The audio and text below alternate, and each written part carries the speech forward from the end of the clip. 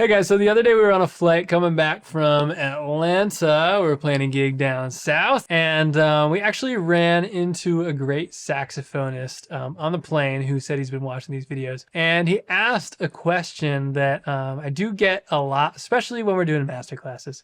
And that question was, essentially set up by the fact that he says, he has a pretty good handle on his instrument, but when he plays jam sessions and other local pros are coming around, he feels like sometimes a lot of other people have a better handle of the jazz language. So he asked, essentially, how should he get a better handle of the jazz language? Now, pretty much any master will tell you just from a macro perspective, well, it's a language, right? So you have to listen, you have to learn the language, and you have to go to the source, playing through phrases and transcriptions by the masters. It is a language when you're improvising through jazz. So just like any language, you have to go to the source, learn to speak it, and then try to speak through it fluently. But a lot of people struggle with how to transcribe effectively, how to use the phrases they learn, and then how to construct their own phrases. So today, let's go through some great exercises for getting a better handle on playing through and improvising in the jazz language. The content that you're going to hear and see today is going to be all totally free content that is available to you in this YouTube video. But if you want to go ahead and go the extra mile and dive even deeper into the content that you see here today, it's all coming from a jazz language course that I just released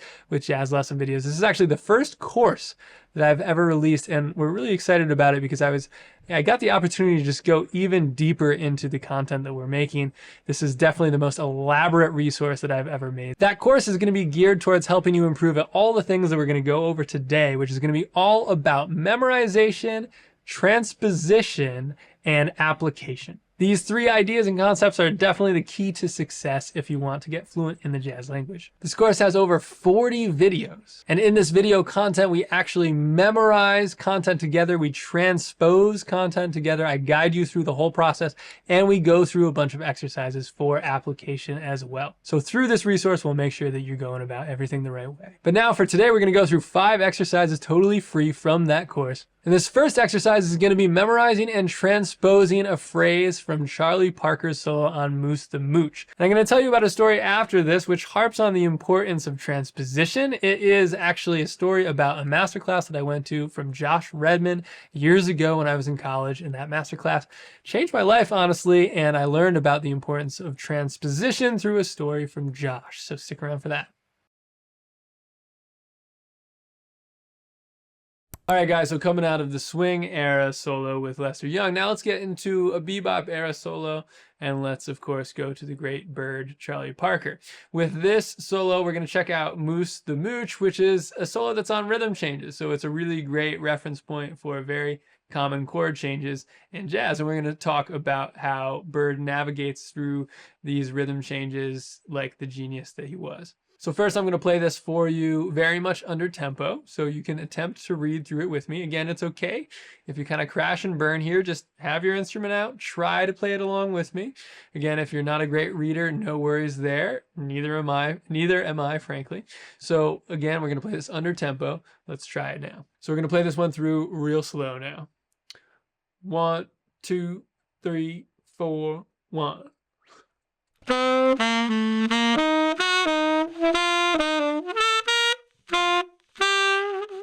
1, 2, 3, 4, 1.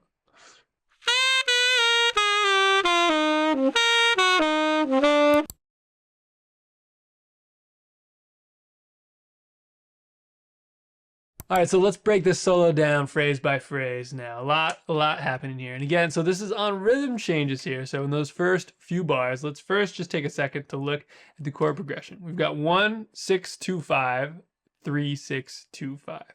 Now, for those of you who haven't already checked out the harmonic systems in chord progressions, that's okay.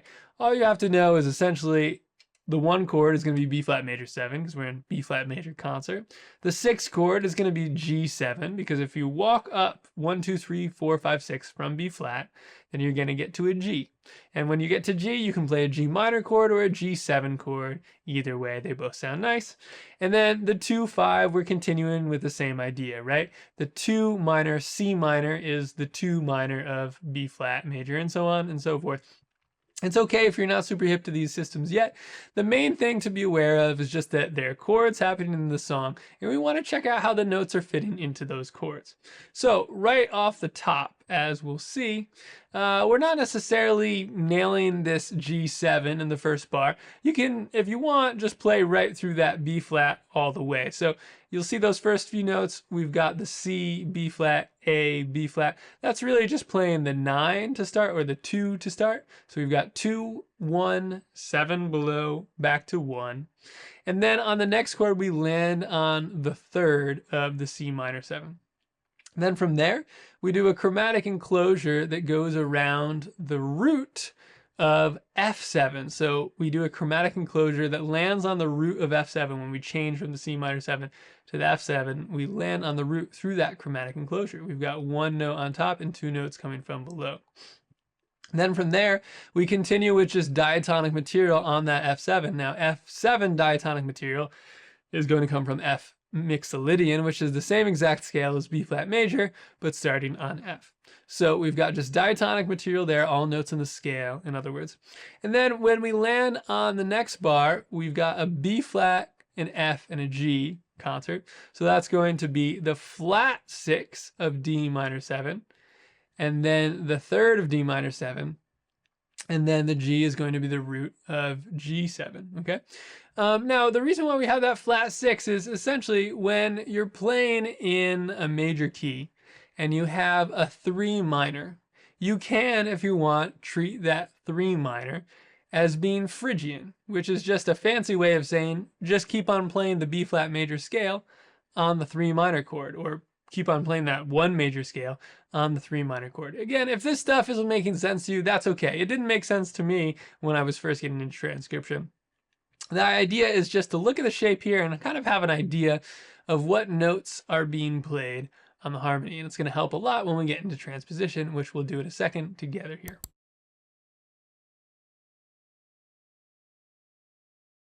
And so when we do this, what I learned can be super effective is to not only have that visual of the shape that's going on as you first start to get the hang of this, and eventually you won't need it, but also to learn these harmonic numbers, what's going on harmonically, you know, analyzing the numbers so you get the numbers in your ear, and it means a lot more as opposed to just, you know, talking through, you know, in your head, B flat up a half step is B, and C up a half step is D flat, and so on and so forth. That's going to take you forever, and you're never going to improve from that process. But when you look at the numbers, it helps a lot. So let's do that here. This is a more difficult solo now with Moose the Mooch. So let's take this first line and let's just break it into chunks. First we've got. All right, so we're wrapping around the root first. So let's just take that up a half step. So if we're in B flat major and we're wrapping around the root with 2, 1, 7, 1 or 9, 1, 7, 1, let's just think about what that is up a half step. So maybe even just play up the major scale from concert B. And there we have it. Then the next part, let's go back to the original key.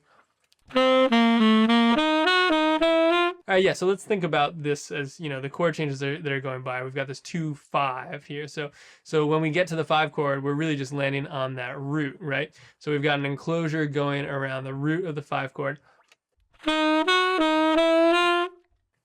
So we've got the diatonic note below, and then we've got a chromatic note above, and then back down to that diatonic note below, and then a chromatic passing note to get to that root note of the 5 dominant chord.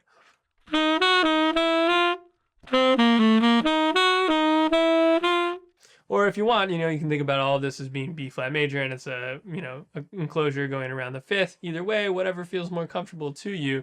But the idea is we're just thinking about these numbers, right, and the shape of it as well. So let's go up a half step. Let's play up the major scale.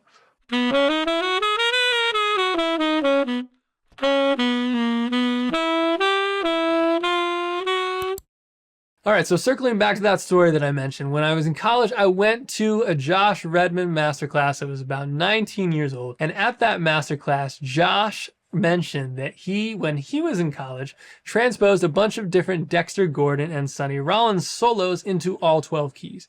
That, at that point, was something that I had never done. I had never learned a solo in all 12 keys. And the idea of it was very overwhelming. But Josh was and still is one of my favorite saxophonists ever to live. He is also an extremely nice guy. If you're ever lucky enough to meet him, one of the nicest people I've ever met. And so Josh was my hero, still is today. And I told myself that I had to go ahead and learn some solos in all 12 keys. As hard as the process would be, I knew that I was going to have to fight through it and do it because I wanted to, benefit from the same process that Josh did and see how it would affect my playing. Since then, I credit that period of my practicing where I was doing this, and I actually still do it today, but I credit that time of practicing for me as being probably the biggest breakthrough that I've ever had in my life. And it is the reason why every phrase I learn to this day, I make sure to take through the keys. It's kind of hard to explain the magical effect that it has on your playing, but it just truly internalizes the language to such a deep level. And as you saw in the content from my course, as you saw, there are little tricks that you can do, and we go through it very in depth on the course. There are little tricks that you can do to just, improve the rate of development that you have doing these ideas through all 12 keys, because it's a really difficult process, and there are some little things that you can do, like understanding the theory and understanding how everything works with a harmony in order to do it much faster. All right, so the second exercise that we're going to see, again, this is taken from the course, is going to be adding chromaticism onto a dominant chord. It's going to be using a chromatic phrase on a dominant chord and then transposing that through the keys. This type of method gives you a much better handle on melodic chromaticism. When you learn a phrase with melodic chromaticism, like approach notes, chromatic approach notes, and enclosures, when you learn a phrase like that through the keys, it just honestly adds so much to your playing when you get more and more comfortable with these chromatic ideas. All right, so now let's check out a melodic chromatic phrase on dominant 7. We're going to take this through the keys, right? All right, so let's play the chord first. Now let's play the phrase. 2, 3, oh.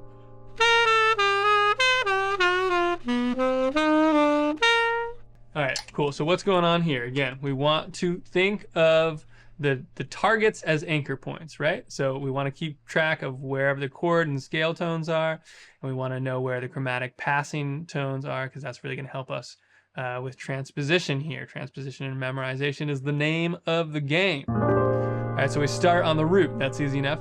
D1. Then right off the bat, we're playing a major 7 against the dominant chord, right? So we've got da, da. That on its own is a clash. I mean, listen to that. Da, da. I mean, if we didn't go the right way from there, it's not going to end up sounding very melodic. But we use that as a chromatic passing tone around the 7, okay? So it's just going to be a chromatic passing tone. Dee, da, doo, da. All right, so what is that? So we have root, chromatic passing tone, 6 below. Oops, I'm getting off in intonation. Dee, da, da, da. So 6, 7. We, da, doo, da. Then from there we have 2, 6, chromatic, 5. So just sing that with me. 3, 4, 1. Da, da, doo, da, we, ah, doo, da. Try to really get the pitches. 2, 3, slow, and 1. Do, do, do, do, we, da, do, da. All right, cool. So maybe we're not thinking about every single number because we have these notes that are going outside of the tonality, but we're thinking about the scale tones as anchor points. So we've got the root 1, chromatic enclosure 7, 2, 6, chromatic passing tone 5. Okay, so then from the 5, sharp 1 or flat 2, 2, 4, 3, 1. All right, the third exercise is going to be understanding and utilizing the jazz language through chord progressions. Obviously, having a good handle on the various chord progressions that come up so often in jazz standards is going to be a huge part of playing through the jazz language fluently. So let's check out a part of the course that gets into playing language on minor 2/5 progressions. All right, so next we're going to get into minor 2/5s. And minor 2/5s, I often say, are kind of like the quantum physics of jazz theory. And what I mean by that is that when you're getting into the chords that are in a minor 2/5, there are a lot of different scale options, and it gets pretty complex. But let's just break it down real quick so we're, so we have this knowledge, getting into this section. All right, so with a minor 2/5, the first thing to know is that there are two ways to treat the half diminished chord. So we can either treat it with a flat 9, or we can treat it with a natural 9. And that's going to dictate which scale you play. Now again, you can play any note you want on any chord, but there's always this home base as far as what's the most melodic to use as your bass, right? So if we have a flat 9, we're going to play the Locrian scale. But if we have the natural 9, we're going to play the Locrian natural 2. Okay. Now in the next chord, we're going to have just a flat 9 dominant chord, okay?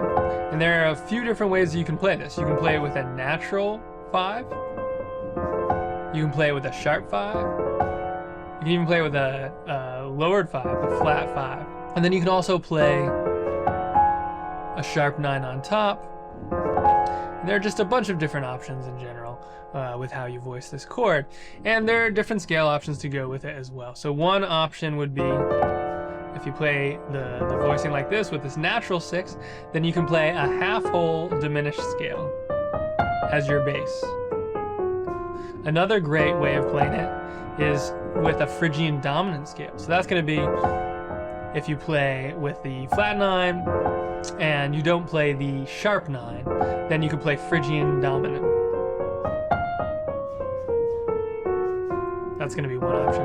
And then the last really common option that you can do on this flat 9 chord is you can treat it as altered, and then you'll play the altered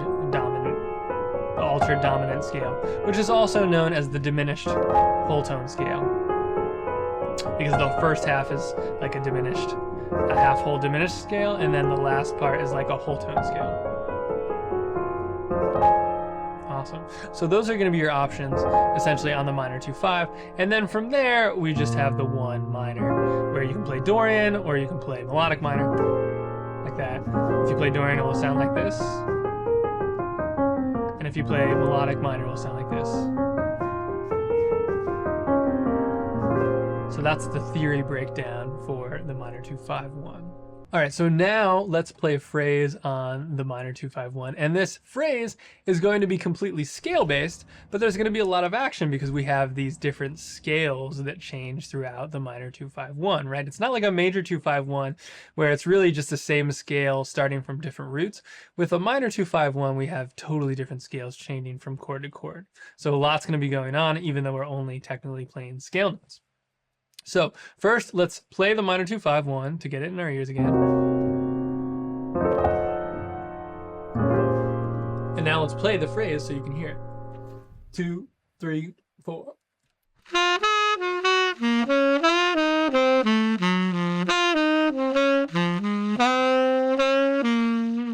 And now let's break down the phrase.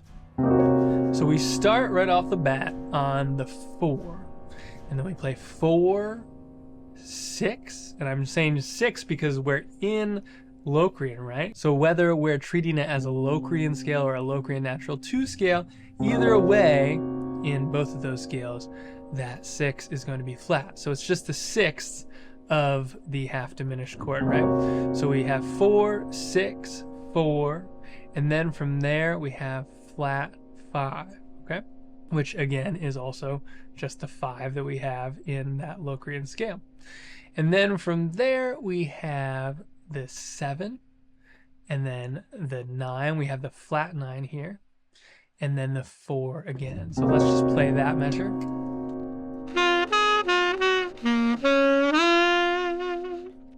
All right, now let's go on to the next chord. So we have the flat 9 chord, the dominant flat 9 chord here.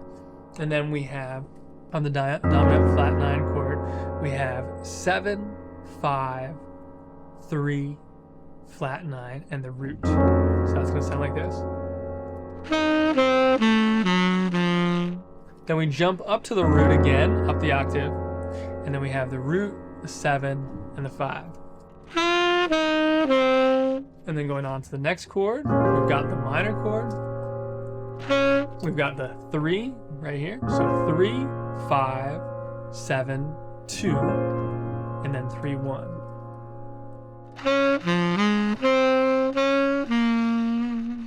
All right, so before we transpose this, let's just play it one more time. We'll hear the chord progression. And we'll play the phrase. 1, 2, 3,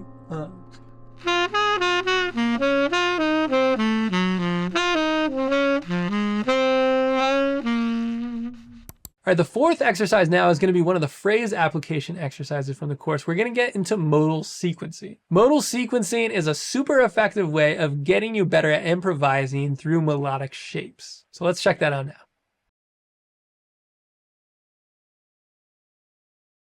All right, so now a really great exercise you can do with any melodic shape that you like or play inside of a diatonic sound. So essentially any sound that you play, any melodic sound that you like that is within a scale. When you have that, you are able to sequence it. So you can do what's called modal sequencing. So you have a sound within a scale and then you move it up, and if you want, even down the scale. That's a really effective way of bridging the gap between having sort of a planned idea and improvising, because it actually makes you a lot better at taking these ideas and just bringing them into other ranges, right? So this type of thing really allows you to take ideas and expand on them in a really cool way. So we're gonna do that with a nice phrase that functions in the B flat major tonality, but you're gonna hear and see that we're taking it up through the range of the modal sequencing. So looking at this phrase before we sequence it, the way it works is we start on the 5th, then we play the 3rd. So we've got 5th, 3rd, 4th, 6th, root, 3, 2. Then we have this triplet figure, 2, 5, 1, 7, 2, 11 at this point, or 4, depending on how you want to think about it. 6, and then 5. So that's gonna be the whole sound. And then we're gonna build that sound up. So it's like we're gonna be doing this, building up the diatonic sequence. So we'll play this phrase, moving up tonally, just like what I did right there on the piano. So here's what it sounds like.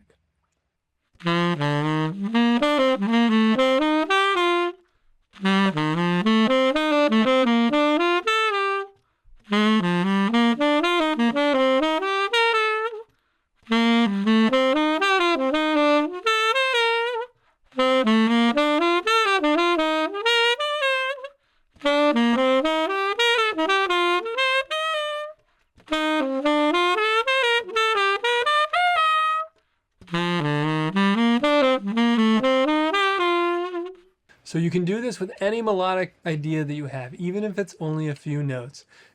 Go ahead and move that whole shape up the scale, and it's really going to help you expand your improvisation.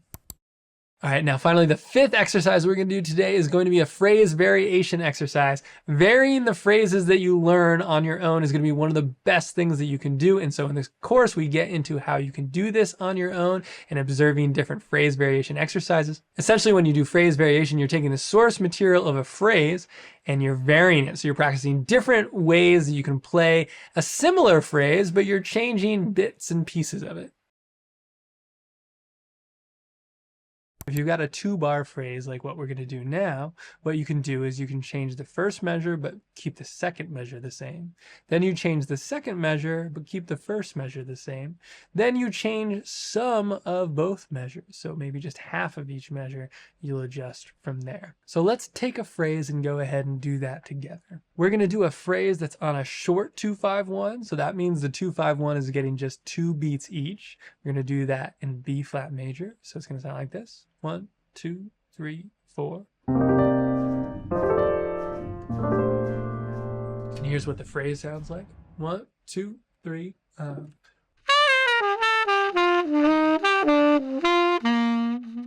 So this phrase starts on the 9th or the 2nd degree of C major. We go down to the root. play the 7th, then the 5th. Then we go into the F7 and we land on that 3rd. Third's always a really melodic note to land on. We play 3, 2, 1, 6 of F7. Then we go into the B flat major. We actually start on the 4, the B flat major, which gives it a nice suspended sound. We play 4 and then 6 and then 3. So again, we've got that suspended sound into the 3 there.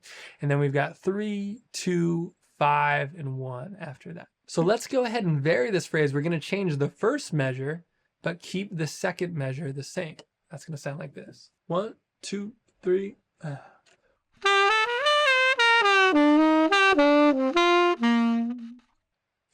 Now let's change the second measure, but keep the first measure of the original phrase the same. 1, 2, 3.